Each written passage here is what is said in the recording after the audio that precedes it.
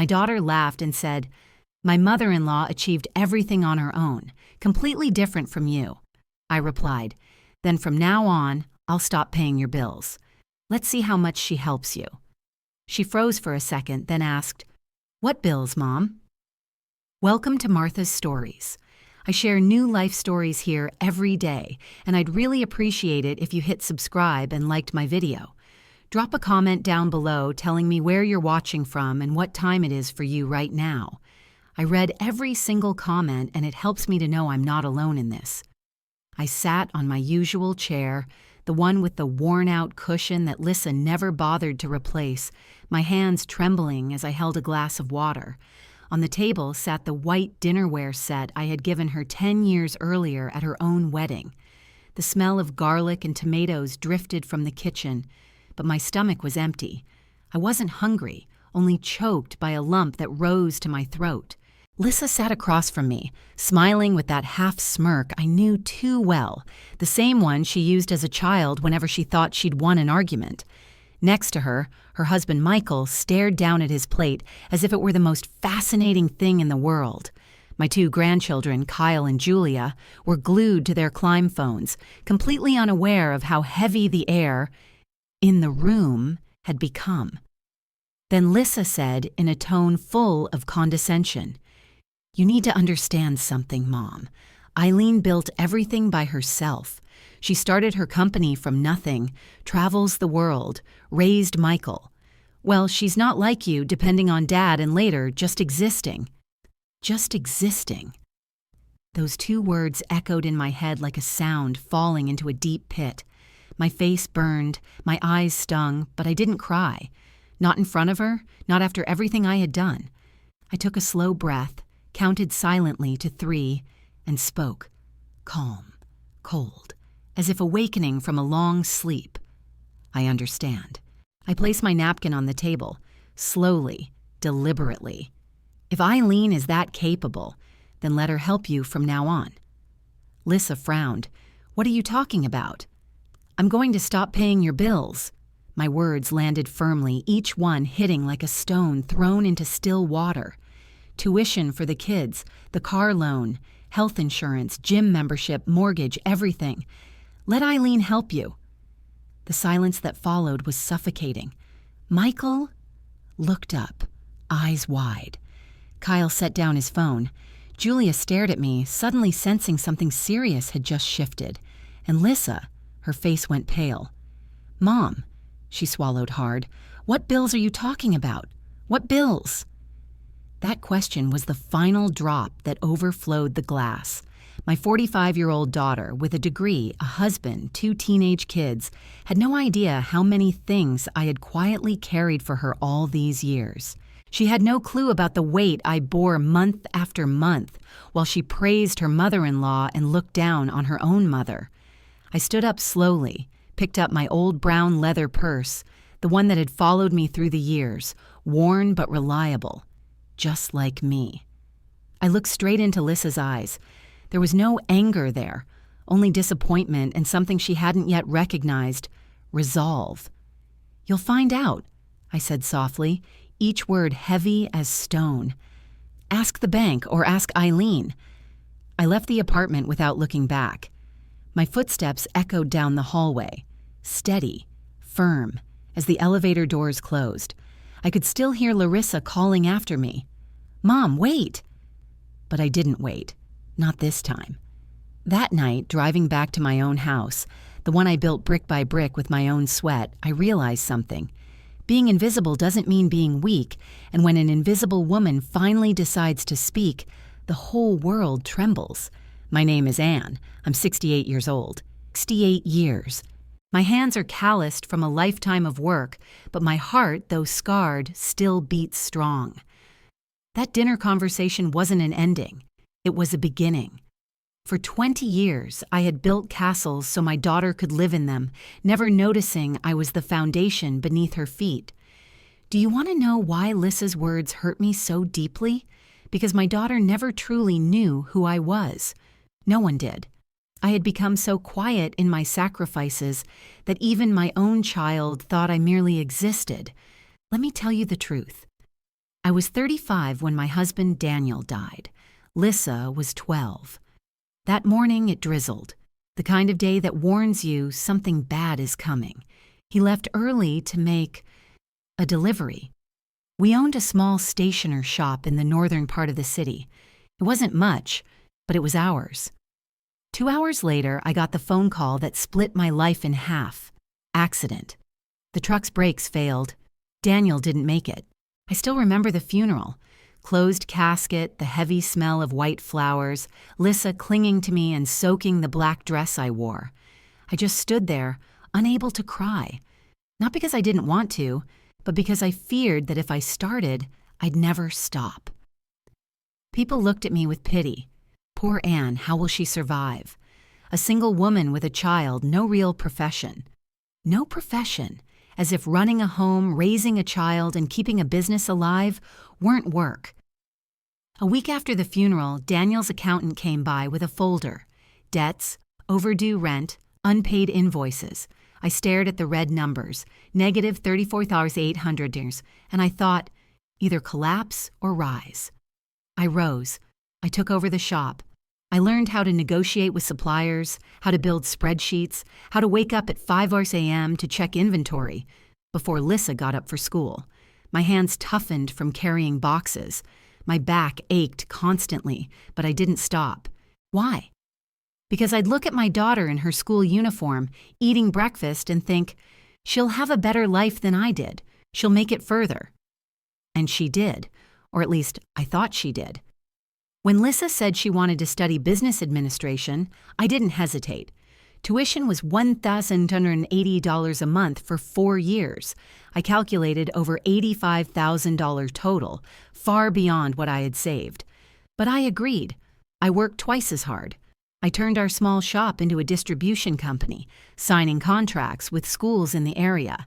I stayed up nights preparing bids and quotes. I refused outings, vacations, and every small joy. My life was Lissa. I was there at her graduation, sitting in the last row wearing my old navy blue dress. I cried out of pride, exhaustion, and relief. 2 years later, she said, "Mom, I need to get my MBA. Everyone at work has one if they want to be promoted. Cost $42,000. I said, "Go ahead, I'll handle it." And I did somehow. When she married Michael, I paid $120,000 as the down payment on their condo. "You don't have to, Mom," she said, but her eyes sparkled. I hugged her and whispered, "I just want you to start your life debt-free." 3 years later, I bought her a $68,000 car, paid in full. I sold my stocks, emptied my emergency savings, just to see her smile as she held the keys. And through all those years, not once did Lissa ask, "Mom, are you okay? Do you need anything for yourself?" I became the invisible provider, the magic account that paid every bill, and no one ever asked where the money came from, until I stopped. When I finally said no, instead of gratitude, she compared me to her mother-in-law, Eileen, the woman she believed had conquered the world on her own. But the truth about Eileen, that I'll tell you later, only when I discovered it did everything finally make sense. Eileen, just hearing that name made my chest tighten. Not from envy, at least not at first, but from the bitter sting of being constantly compared to someone who wasn't even in the same race. The first time I heard about her was 3 months after Lissa started dating Michael. She came home, eyes glowing. "Mom, I had lunch at Michael's house today. His mother is amazing." That word amazing rang in my ears like a sharp bell. Not because I was jealous, I told myself, but because there was something in her voice, admiration I'd never heard directed at me. "She owns a cosmetics company, Mom, Natural Beauty. You've probably seen their products in drugstores." Lissa scrolled through her phone excitedly. "Look, this is their office. Isn't it gorgeous?" And she built everything after divorcing Michael's dad, all by herself. All by herself. Those words again. When I first met Eileen at the engagement party, I understood why Lissa idolized her. She walked into the room as if it belonged to her. 64 years old, but looking barely 50. Perfectly highlighted blonde hair, designer dress, that faint, expensive perfume, manicured nails, and discreet yet costly jewelry. Everything about her screamed one message: I made it. And me? I wore my old navy blue dress, carried my scuffed leather purse, and flat shoes because my feet couldn't bear heels after years of standing at work. "You must be Anne," she said, kissing the air near both my cheeks, polite but detached, as if she didn't truly see me. "Lissa talks about you so much. It's lovely to have such a present mother." Present. That word sounded like she meant something else entirely. Time passed. The wedding came and went. Gradually, Eileen took up more space in my daughter's life. Weekly lunches, shopping trips, weekend getaways at her beach house in Florida. "Mom, Eileen invited me to a business fair in Chicago," Lissa said over the phone, thrilled. "I'll learn so much about entrepreneurship." Entrepreneurship, as if I hadn't built a business myself. As if turning a failing stationery shop into a profitable distribution company didn't count as entrepreneurship. But I only smiled and said, "That's great, sweetheart. Go." Things truly changed after Kyle and Julia were born. Eileen arrived with lavish gifts: a $4,500 imported crib, designer baby clothes, educational toys that cost more than my mortgage. And me? I bought diapers, medicine, paid the health insurance, the unglamorous things no one posts on Instagram. The lunches at Eileen's house became more frequent. Lissa often came back saying, "Mom, you should see her wine cellar. She has bottles worth $2,000. Or, "She just got back from Paris, stayed at a 5-star hotel with a view of the Eiffel Tower." And hidden in each story was a comparison. Eileen goes to Paris. I stay in my small city. Eileen drinks fine wine. I drink box juice. Eileen wears designer clothes. I mend my old ones. But the worst part wasn't the money or the gifts. It was the poison wrapped in sugar-coated words. "Anne, you work too hard. Don't you ever take vacations?" Eileen asked during a family lunch. "A woman must take care of herself. I always say, if you don't value yourself, no one else will." As if I chose hardship. As if I enjoyed never resting. Another time she smiled faintly and said, "Larissa told me you own a little office supply distribution business. How sweet. I love small family enterprises like that. They have such a charming vibe." Small business. Each word pierced my pride like a needle. The worst part? Lissa never defended me. She laughed along, nodding as if she truly believed my life was small, unremarkable, unworthy of respect. Until one evening at dinner at their house 2 years into their marriage, Eileen said something that, in hindsight, should have told me everything. "Lissa, the greatest legacy we can give our children isn't money. It's example. The example of independence, resilience, and self-made success." Lissa looked at me just for a second. I saw something flicker in her eyes. Shame. Maybe disappointment. I couldn't tell. But my heart ached because I had given her everything. Time, money, dreams, my life. And yet, in her mind, shaped by that woman's influence, I hadn't given her the most important thing of all: a role model. What Lissa didn't know was that Eileen's perfect story was a mask, glossy on the outside, hollow within. When I uncovered the truth, everything fell into place. Her arrogance, her subtle jabs, her constant need to prove herself, all symptoms of what she was hiding. But back then, I was still the invisible mother, dimmed by the fake glow my daughter worshipped. That darkness only lifted when I finally found the strength to turn on the light and reveal what was behind it. Friday morning, I woke up with a clarity I hadn't felt in years, like wandering through fog for so long that you forget you're lost, until a strong gust of wind blows it all away, and suddenly you can see the road ahead. I had barely slept all night. I replayed every word from that dinner. "She's not like you, Mom." Lissa's voice echoed in my mind like a scratched record. But beneath the pain, another feeling rose, something I hadn't felt in years: anger. Not the wild, shouting kind, but a cold, sharp anger that gives you focus. I got up at 6 a.m., brewed black coffee with no sugar, and sat at the small kitchen table where I'd planned my entire life. I opened my old laptop, the one Lissa always mocked, and logged into my bank account. It was time to face the numbers. I grabbed my notebook and began writing down every expense, every transaction, every automatic payment I'd made over the years. My fingers trembled, not from fear, but from fury. Private school tuition for both kids, $3,200 per child, $6,400 total each month for 4 years, $37,200. Family health insurance, $2,180 monthly for 3 years, $78,180. The condo loan I had gifted, 80 remaining payments of $2,340 each, $27,200.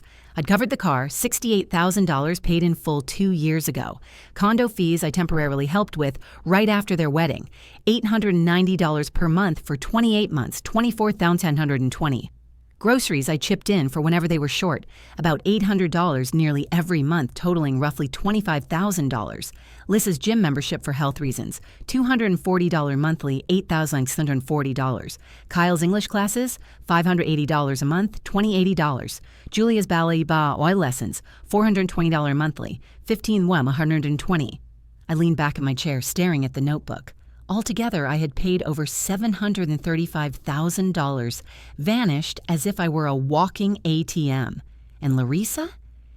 She didn't even know what bills, Mom? That question echoed in my head again. I picked up the phone and called the bank.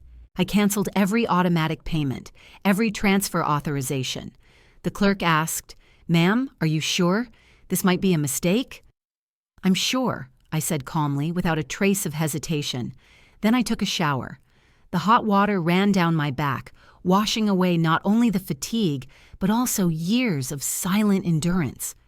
When I stepped out, I looked into the fogged mirror. The 68-year-old woman staring back at me had silver hair I always found beautiful, though Lissa kept telling me to dye it. Wrinkles around her eyes, carved by both laughter and quiet tears, and calloused, strong hands. "I'm not invisible," I said to my reflection. I just let people treat me that way. At 10 a.m., I met Teresa at our usual cafe near the distribution company. She had been my friend for over 30 years, since before Daniel passed away. The moment she saw me, she laughed. "That face, you either hit the lottery or made a big decision." "A big one," I replied, stirring her cappuccino absent-mindedly.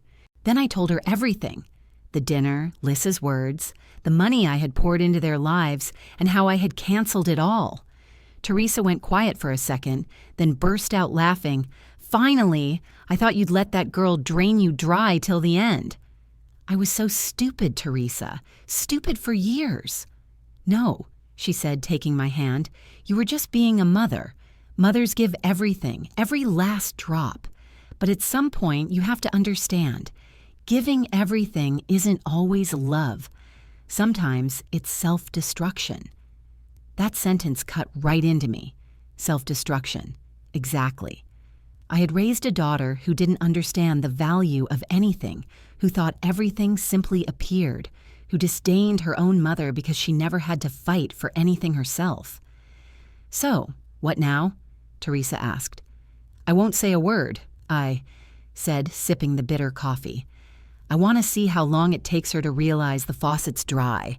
Let's see if she runs to her perfect mother-in-law." Teresa arched an eyebrow, smiling mischievously. "This should be entertaining." "Yes," I nodded. "But this time, I'm not the supporting character." Something new stirred inside me. Not bitterness, not revenge, but justice. It was time to prove to Lissa and to myself that I wasn't the woman who merely existed. I had built a career from nothing, raised my daughter alone, shouldered her dreams, tuition, apartment, car, all with my effort, sweat, and sacrifice. And now I would stop. I wanted to see if that castle could stand when its foundation was gone. Because there's one thing Lissa didn't understand.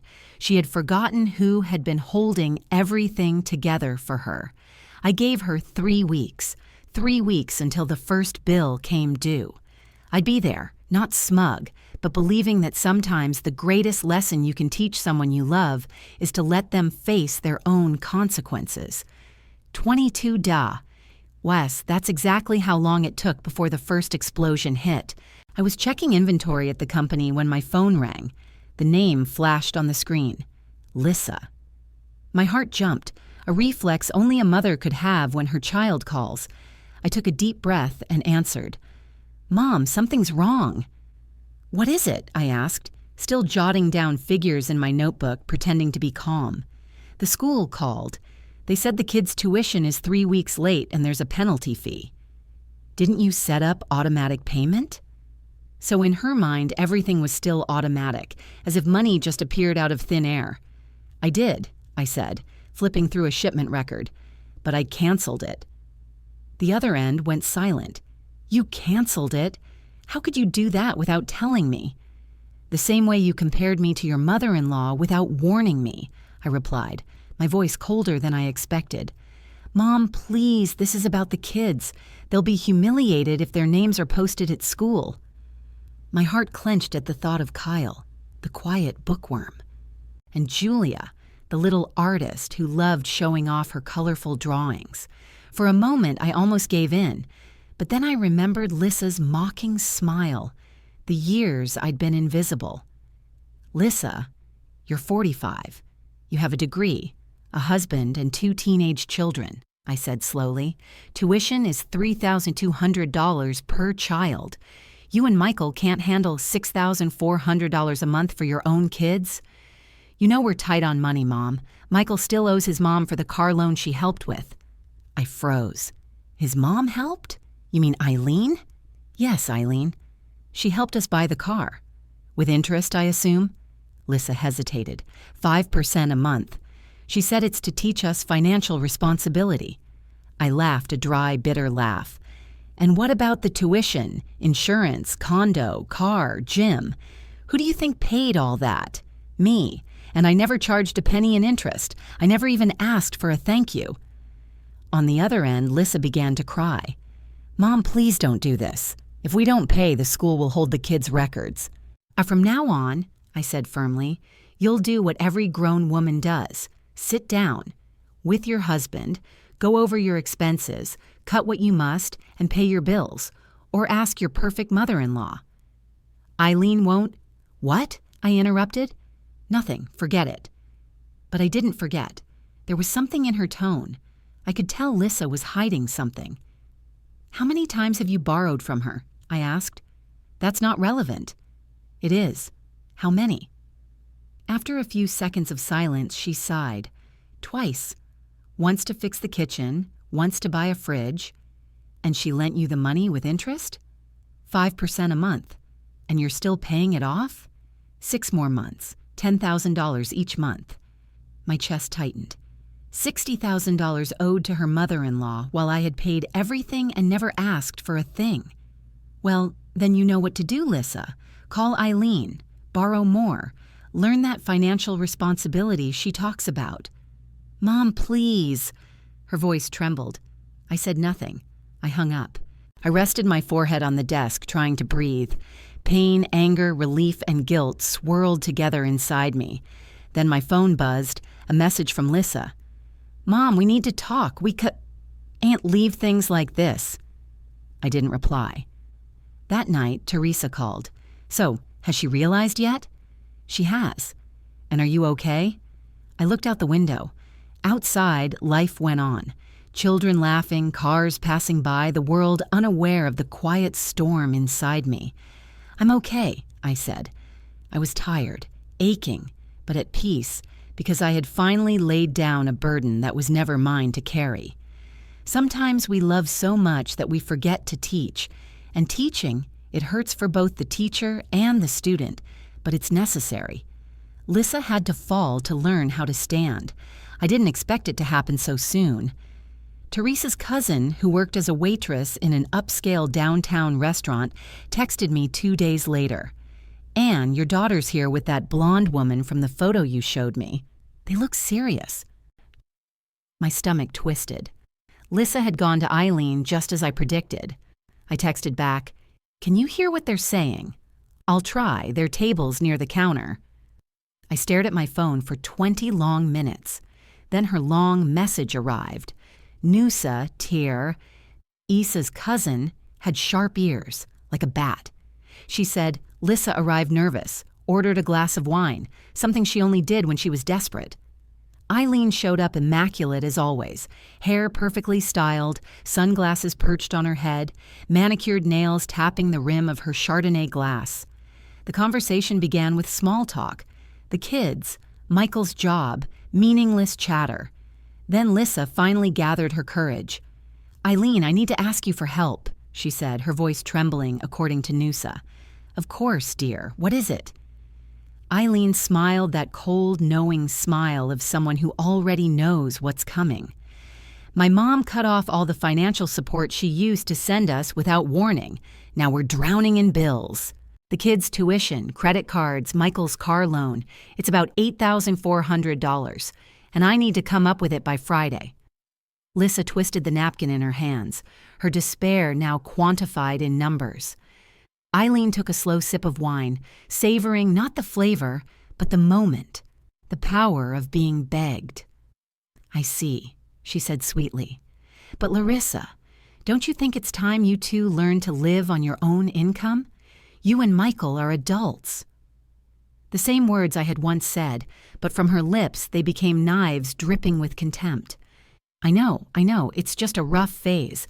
Once Michael gets that promotion—" "Lissa," Eileen interrupted, setting her glass down with a sharp clink. "Your mother spoiled you, and now you're paying the price." When I read that part from Nusa's message, I had to sit down. I spoiled her? I ruined my own daughter?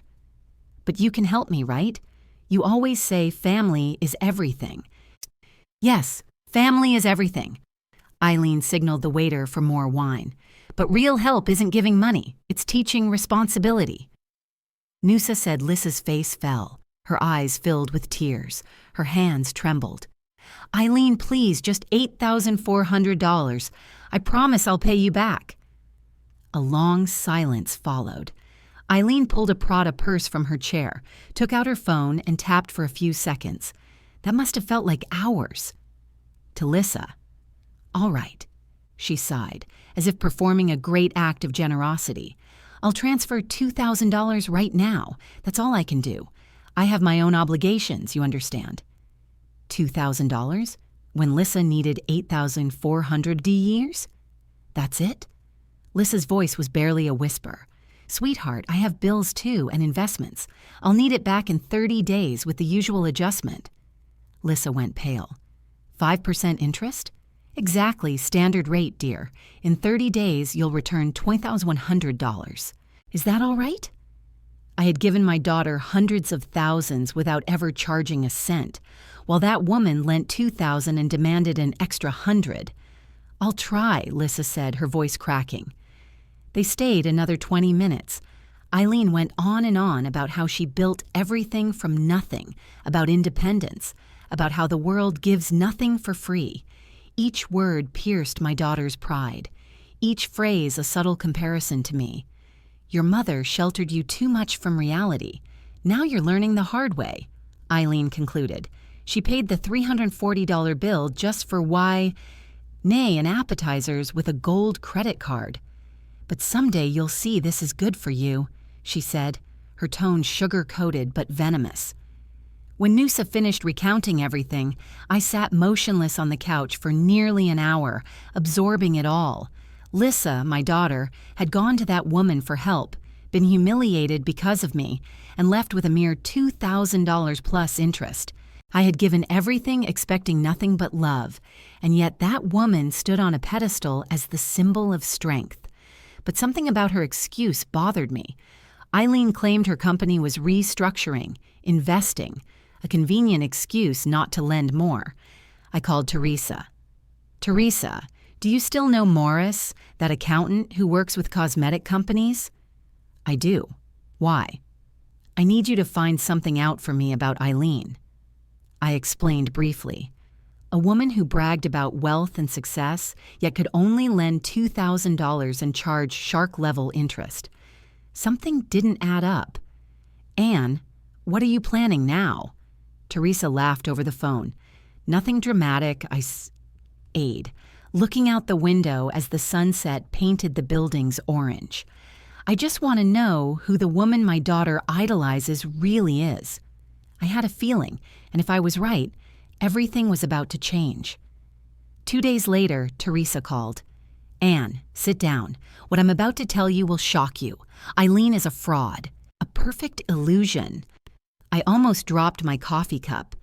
I was sitting on the old wooden chair on my porch, the afternoon sunlight warm on my face, yet a chill ran straight down my spine. Start from the beginning. Teresa took a deep breath. Morris showed me the records. I also spoke with 3 suppliers from Natural Beauty, and that company is drowning in debt. Nearly $890,000, just short of $1 million. I froze. How can a company that sells products in every pharmacy end up like that? Terrible management, Morris said. Eileen didn't build a thing. She inherited everything from her father, Arnaldo, owner of 3 cosmetics factories. He died in 2003 and left it all to his only child. I remembered that name. I'd see, in the old plaque in Eileen's office, Arnaldo Industries, ES 1978. I'd never paid attention to it. And then she burned through the entire fortune, Teresa continued. In 2019, Eileen opened 3 luxury boutiques in major malls. The renovation, furniture, and staffing costs ran into hundreds of thousands, but sales were only half of what she projected. Let me guess, I said quietly. She shut them all down. Exactly. In 2022, all 3 stores went bankrupt. She's buried in supplier debt and bank loans. Now she's just juggling new debt to pay the old. I opened my notebook and started jotting down every detail. What about that fancy apartment she lives in? Rented, $3,800 a month. And she's 2 months behind, according to Noosa's friend who works in real estate. Rented? I was stunned. Yep, and the luxury car? Still owes $78,000 on it. The designer clothes and jewelry? All on installments. 4 credit cards maxed out, revolving debt around $20,000. I stared into the distance. The image of the perfect woman my daughter had admired shattered in my mind like a sandcastle swept away by the tide. And that beach house she's always bragging about? Not hers. It belongs to her former sister-in-law. Eileen borrows it whenever the woman's out of town, then posts pictures on Instagram as if it's her own.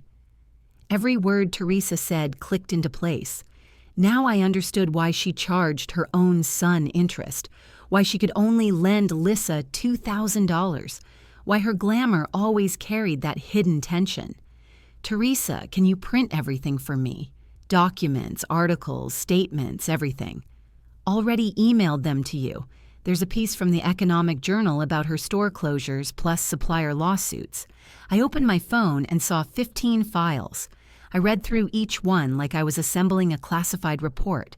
One article from 2022 was titled, Natural Beauty Shuts Down 3 Luxury Stores After Losing $1.2 million. A photo showed Eileen standing in front of a store, forcing a confident smile. Another file detailed a lawsuit from a supplier demanding $240,000 in unpaid materials. There were even complaints from employees about late wages. Anne, you still there? Teresa asked. I'm here, just processing it all. What are you going to do? That question made me pause. My first reaction was anger at the woman who poisoned my daughter's mind, who mocked me, who lived on lies. But then a colder, clearer thought surfaced. I'll hold on to it, I said, for now. Hold on to it for what? Because this information is valuable, and I'll use it when the time is right. Anne, you're plotting something again, aren't you? I don't know if I'd call it a plan. I just know it's time for the truth to be seen. Lissa needs to know who the woman she worships really is. That afternoon, I organized every document into a folder. I divided it into sections: debts, lawsuits, deceptions, facades. Every page was a piece of evidence, every photo an accusation. That night, lying in bed, I couldn't stop thinking. Eileen had built an entire illusion. Successful businesswoman, perfect mother-in-law, and Lissa had believed it completely. But I wasn't doing this for revenge. I was doing it for truth, because I wanted my daughter to realize that the light she was chasing was nothing but a spotlight. I wanted her to see that I, the woman she looked down on, was the one who had built something real with strength, honor, and my own 2 hands. The next morning, Lissa texted me, "Mom, I managed to cover half of the tuition. Eileen lent me the rest, and I'll pay it back little by little. The kids won't have to be embarrassed." I read the message 3 times.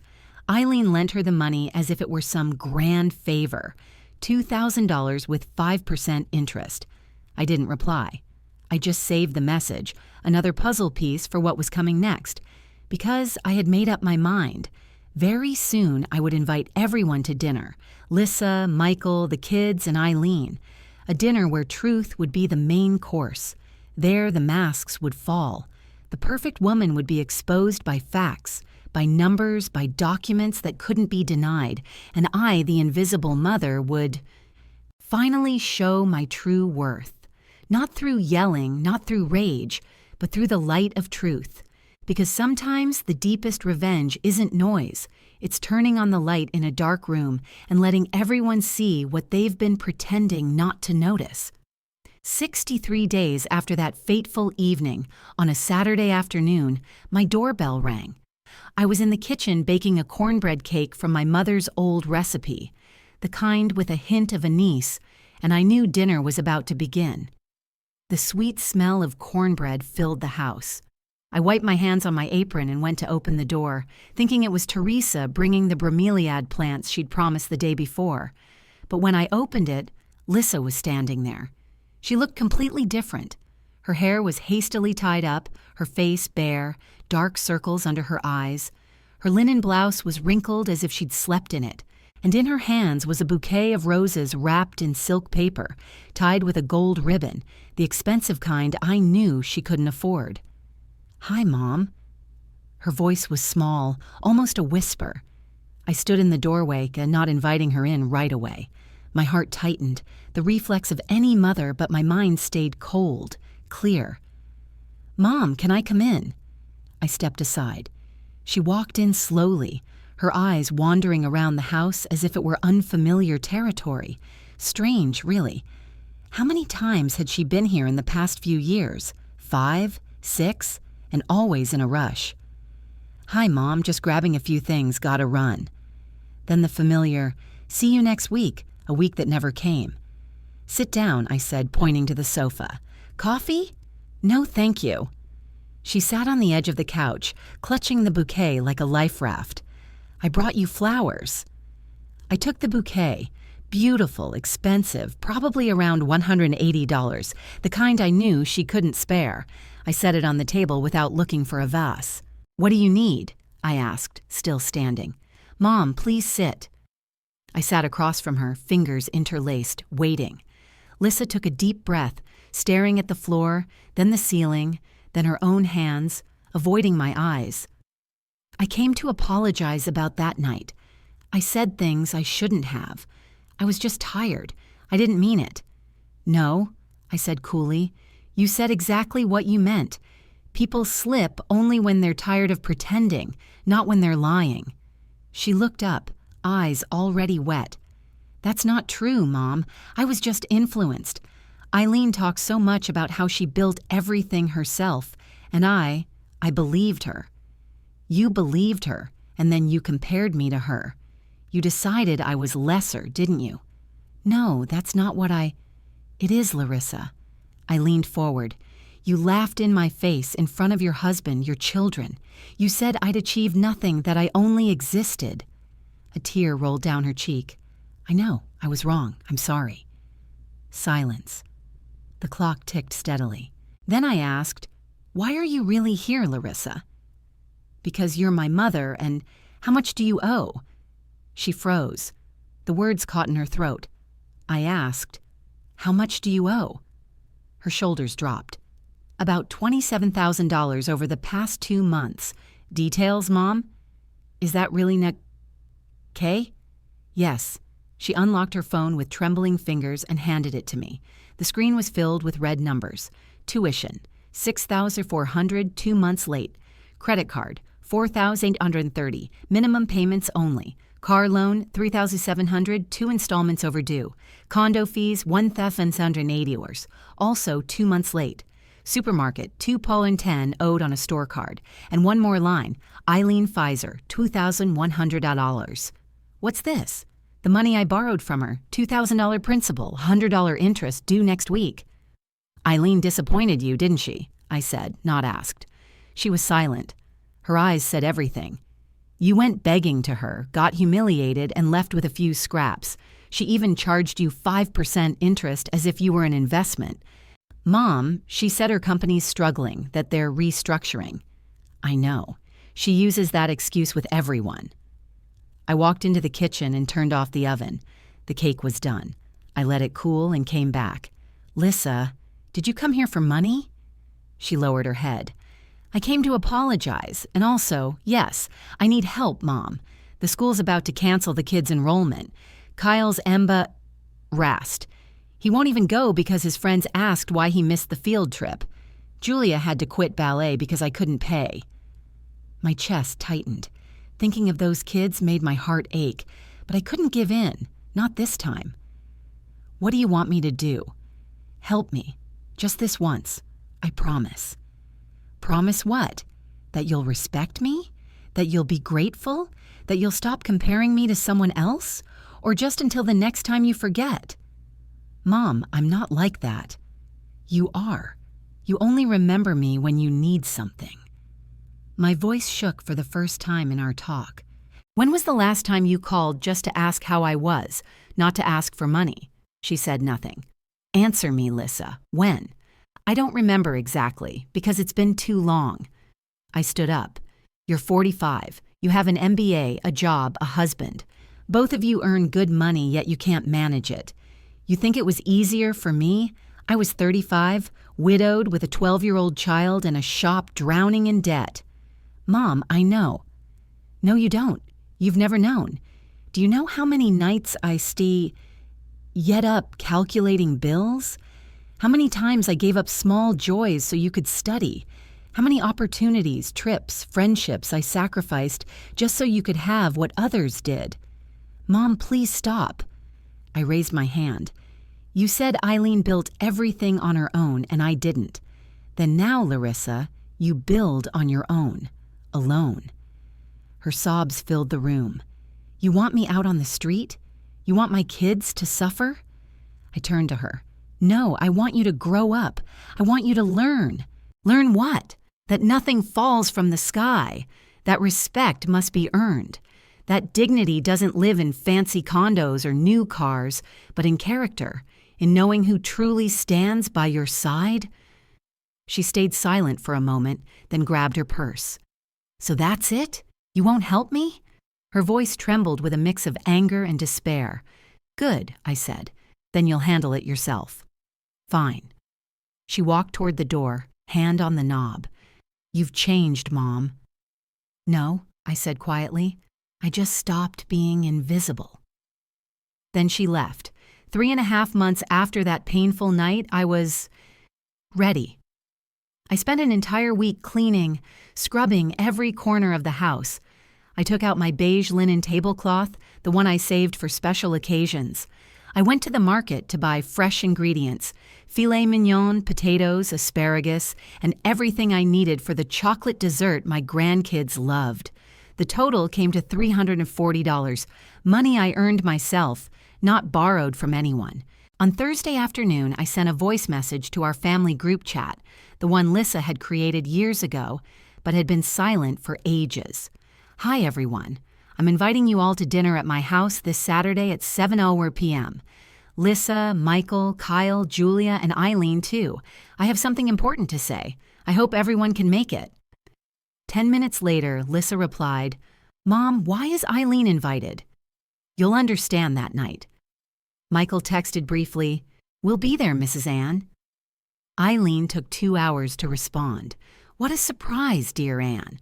Of course, it'll be an honor to attend. An honor? She had no idea what was waiting for her. Saturday morning, I woke up at 6:12 a.m. I showered, washed my hair, and put on some cream.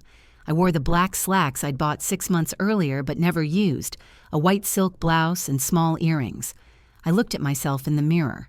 Anne, 68 years old, silver hair loose, wrinkles around my eyes, but a gaze stronger than ever. Today is the day it ends, I told my reflection. The house was spotless when they arrived. First came Michael with Kyle and Julia. The kids hugged me tightly. Oh, how I'd missed them.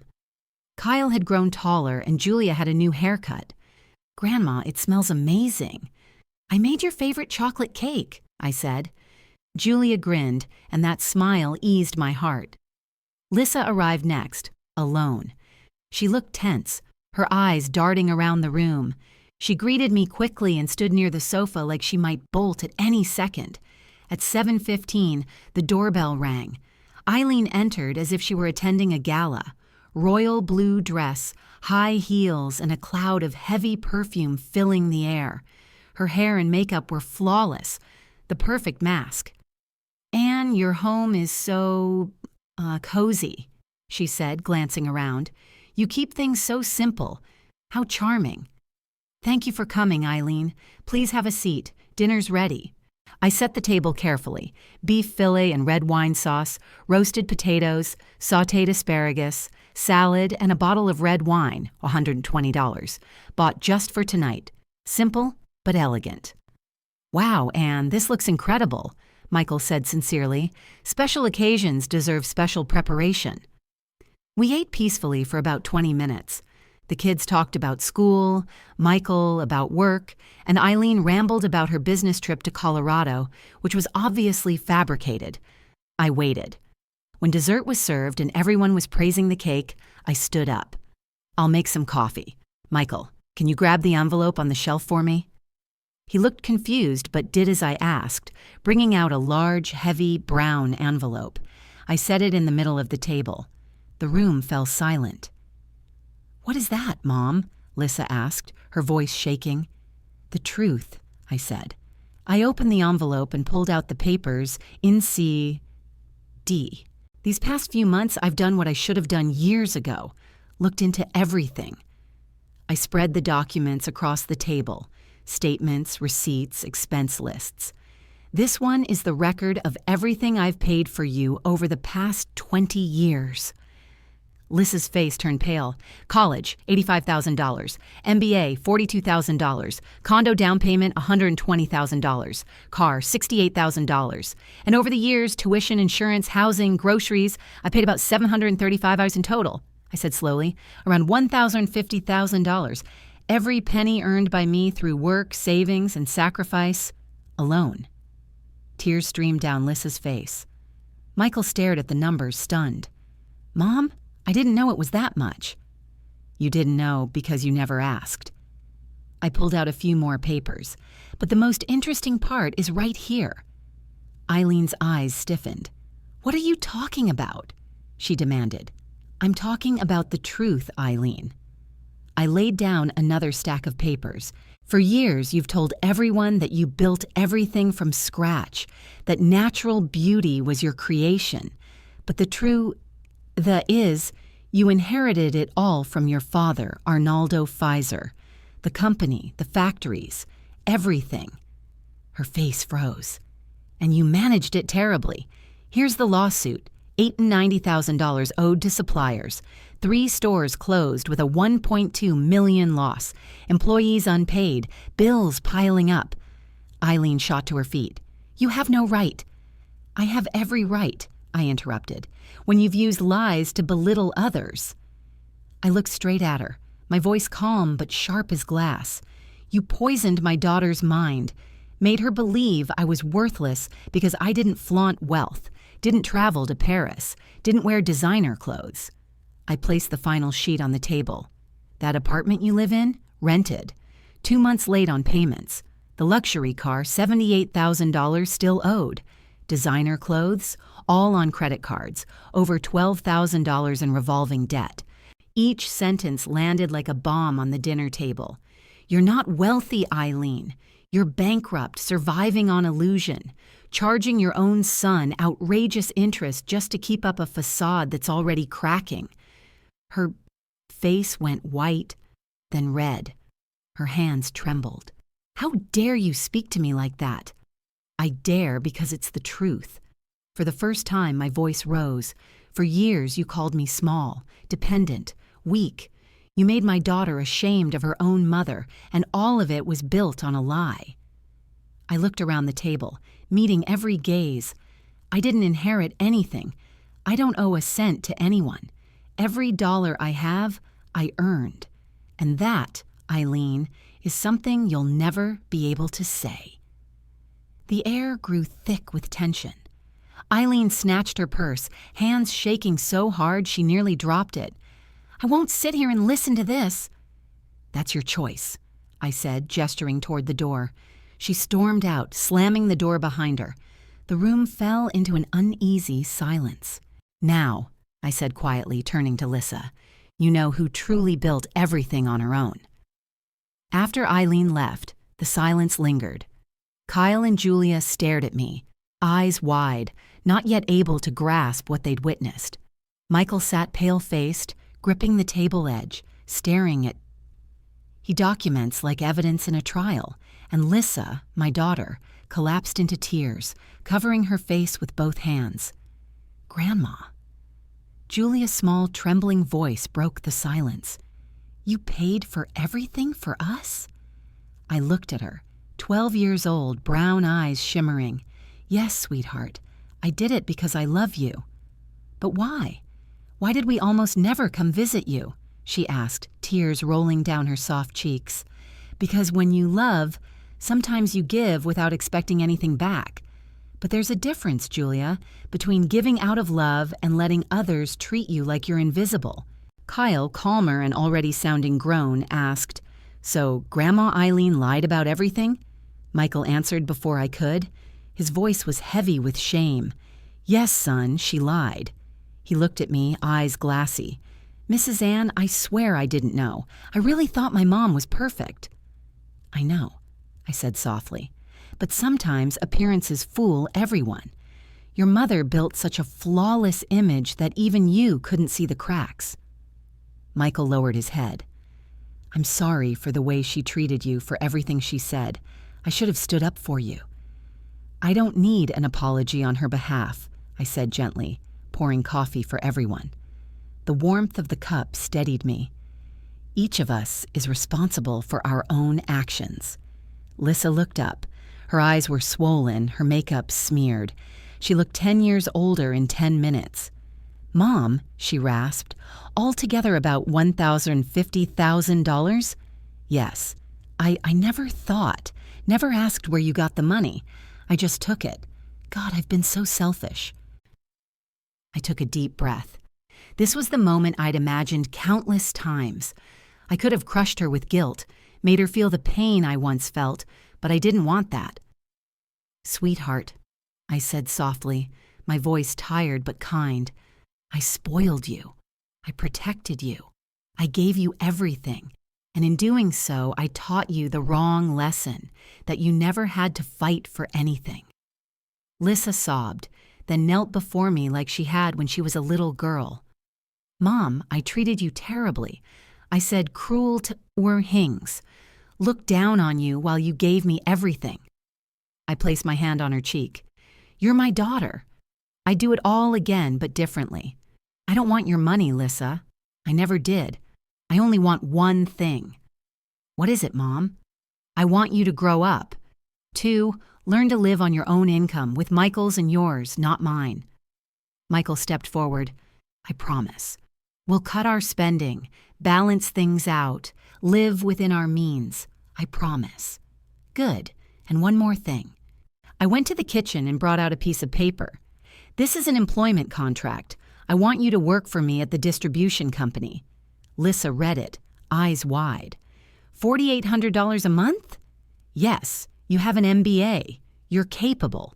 It's time to use it to build something real, not to live off someone else. You'll learn how to run a business to understand how I turned a small, failing shop into a stable company. You'll work, sweat, and feel what it means to earn something yourself." "Mom, I'll do it," she said without hesitation. "When do you start?" "Monday, 7:30 a.m. Michael laughed. "You've never seen Lissa up that early, Mrs. Ann." "Well, you're about to," I replied lightly, then looked at him. "And you, Michael, how's that new position?" "It's confirmed. Starts next month. Comes with a $200 raise." "Good. That brings your combined income to nearly $11,000 a month. Not extravagant, but enough for a decent life. It's just about priorities." Lissa nodded, wiping her tears. "I promise we'll make it work." "Good. I'll help you make a budget." I pulled out my old notebook. "We'll plan it line by line. Cut the extras. No gym. Take walks in the park instead. Fewer restaurant meals. Find a good but affordable school for the kids. And that $27,000 debt, you'll pay it down gradually. No more quick loans." "Understood," Michael said quietly. "Thank you, Grandma," Kyle said, hugging me tightly. Julia ran over and joined him, both of them clinging to me. "Grandma, we love you. We're sorry." My heart, tired and scarred, suddenly felt warm again. We all sat and talked late into the night. I brewed more coffee. Lissa helped wash the dishes. Sue, me things she hadn't done in years. Michael fixed the wobbly chair in the living room. The kids showed me their grades, talked about their dreams. Slowly, my family came back together, not as before, but better. More honest, more real, more loving. They left close to midnight. Lissa was the last one at the door. She looked at me with the same eyes I'd known since the day I first held her. "Mom," she whispered, "you taught me the biggest lesson of my life today." "What lesson is that?" "That dignity can't be bought. It's built." She hugged me tightly. "And that the strongest woman I've ever known was always right in front of me. I just wasn't looking." When the door closed, I sat on the sofa. The house was quiet again, but it was peaceful. I looked at the papers still on the table, the numbers that told my life story, one of sacrifice, resilience, and love, the kind of love that gives but also knows when to stop. My phone buzzed, a message from Teresa. "How did it go?"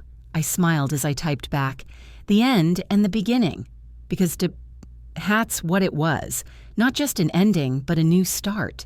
The end of invisibility, the beginning of respect. 6 months later, I was at the office when Lissa burst in, breathless, holding a folder. "Mom, I just signed a supply contract with the state school chain. It's worth $15,000. Pride filled my heart, not because of the money, but because my daughter had achieved it through her own effort. "I knew you could do it." She hugged me right there in the warehouse, surrounded by boxes and stacks of notebooks. At that moment, I realized the greatest legacy we can leave behind isn't money. It's example, dignity, and the belief that anyone can build their own success if they have the courage to begin.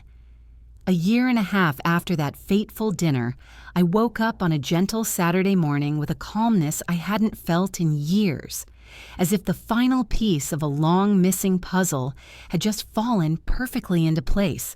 I brewed myself a cup of black coffee and sat on the porch with my old notebook.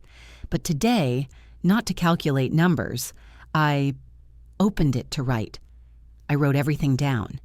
That night, the tears, the decisions, the changes. When I finished, there were 12 pages, the raw, true story of my life. The gate creaked open. Lissa walked in, holding a bag of warm bread from the bakery nearby, a Saturday morning ritual the two of us had revived months ago. "Good morning, Mom." She kissed my forehead just like she used to when she was little. "I brought white bread, cornbread, and those cream-filled pastries you love." "You're spending too much again." "Only $23 totally within budget," she said proudly. "Oh, and this month we've saved $800 already." I smiled. To some people, $800 might seem small, but for a family that once owed nearly $27,000, it was a victory. And what about the debt? Just $200 left. We'll finish paying it off by March, she said, pouring coffee and sitting beside me. Mom, she said softly, Michael and I talked. Once the debt is gone, we're going to start sending you a little money each month. Not much, we can't afford a lot, but $200. Just to thank you. My eyes stung. Sweetheart, I told you that's not necessary. No, Mom, I need to do it. Not because of the money, but because I want to prove I've changed, that I'm no longer someone who only takes. I couldn't hold back the tears. We hugged on the porch, letting the coffee grow cold and the smell of warm bread fill the air. You don't owe me anything, I whispered. You've already repaid me with your growth, your change, and your love. A while later, Michael and the kids arrived. Kyle looked different. He'd earned a scholarship at his new school. It was simpler, but excellent, and the tuition was 30% lower. I looked at my family and felt peace. Finally. I knew the foundation I had rebuilt was solid again, and it was built on what lasts: love, truth, and dignity. Julia had returned to ballet, but now in a community program sponsored by the city, $50 a month. Grandma, look, she said, showing me her phone. A picture of her and the other girls, all in leotards, smiling brightly. We're performing at the City Theater in June. You'll come, right? Of course, sweetheart. Front row. And me too, Grandma, Kyle added, handing me a certificate. I got second place in the school essay contest. I wrote about you. I held the paper, my hands trembling. His essay read, My Grandma Ann taught me that strength isn't about never falling, but about standing up every time you do. She lost my grandpa early but never gave up. She built a business on her own, raised my mom, and even when people disrespected her, she never lost her dignity.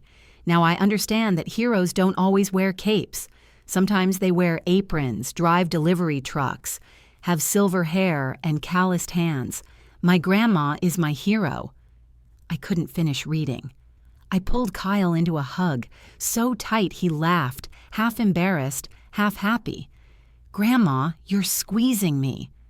Let me squeeze you just a little more. Michael stepped closer. Mrs. Ann, I need to tell you something. I'm listening. I've cut ties with my mother. The room fell silent. Even the kids stopped scrolling their phones. Why? I asked. After that dinner, I tried talking to her many times. I asked her to admit she'd lied, to change, to seek help, but she didn't. She's still the same, spending what she doesn't have, pretending to live a life that doesn't exist, and even charging me interest. Imagine that, charging her own son interest. And how do you feel about it? Sad but relieved, he said, glancing at Lissa, then at me. I realized we don't have to accept toxic behavior just because it comes from family. Real family means respect and support. It's the people who stay by your side even when it hurts, like you did for us, even after Lissa hurt you. Lissa squeezed his hand. We tried helping his mom. We offered to pay for a therapist, to get her financial counseling, but she refused. She said everything was under control, while in reality, Michael added, she's sinking deeper into her own lies. My heart ached for all the pain Eileen had caused me. All I felt now was pity. She was trapped in a prison of her own making, a cage built from pride and illusion. And what about you two? I asked the kids. Kyle spoke up. Grandma Eileen didn't really care about us.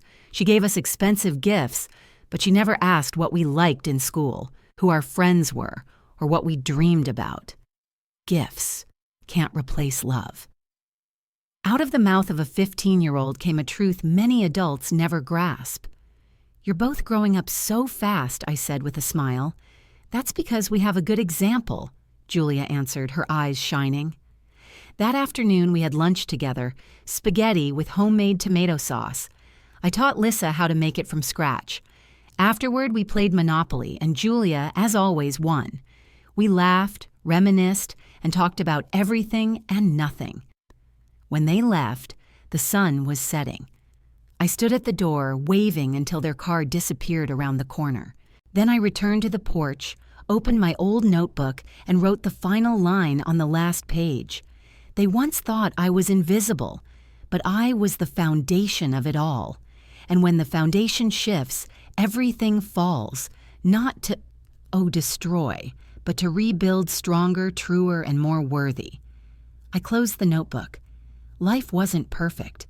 There were still bills, worries, and scars that hadn't fully healed, but now I had something far more valuable: respect, understanding, and true love. Not the kind spoken in empty words, but the kind proven through action. My distribution company was thriving. Lissa had become an even better sales manager than I'd hoped. We were already discussing opening a new branch.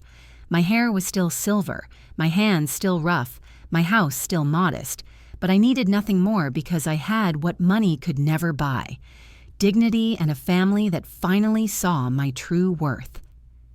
That night before bed, I received a message from Lissa. "Mom, thank you for not giving up on me. Thank you for teaching me even when it hurt. Thank you for being the strongest woman I've ever known. I love you with all my heart." I replied simply, "I love you too." Then I slept peacefully. Looking back on everything I'd been through, I realized something.